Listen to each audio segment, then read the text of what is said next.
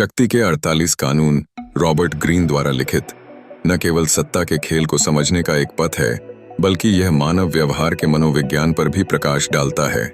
इस पुस्तक में प्रत्येक कानून को ऐतिहासिक घटनाओं और विचारकों के विचारों से समृद्ध किया गया है।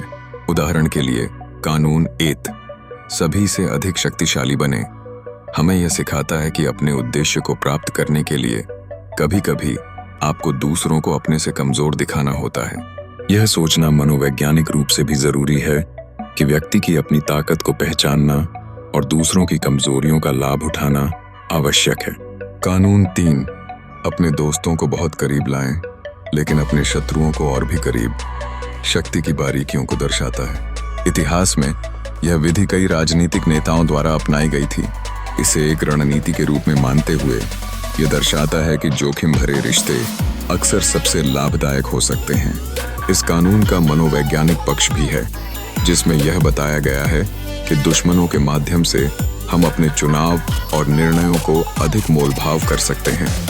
कानून 15 नाश का एक खेल खेलें में शत्रुओं को कमजोर करने का उद्घाटन मिलता है। संत ऑगस्टीन का उद्धरण विलासिता को जो जीवन देती है वही मरण के समान है यहाँ भी लागू होता है। यहाँ सत्ता के टकराव में मनोविज्ञान समझाता है कि अपने प्रतिद्वंद्वियों पर हमला करने की योजना बनाने से भविष्य में भी बचने के साधन मिलते हैं। कानून 33 रूप का प्रयोग करें सुर्खियों में रहकर शक्ति रखने का संकेत देता है। इस कानून का मनोवैज्ञानिक पहलू यह है कि बाहरी दिखावट का आदान प्रदान हमारी धारणा को कैसे प्रभावित करता है। तात्पर्य यह है कि सही स्थिति सही समय पर सही छवि बनाए रखना समर्थता को चिपका सकता है। इस प्रकार दर्शकों को इन कानूनों और उदाहरणों से अंतर्दृष्टि प्राप्त होती है कि कैसे व्यक्तिगत व्यवहार और रणनीतियों को समझना शक्ति की वास्तविकता में कामयाबी की कुंजी बन सकता है।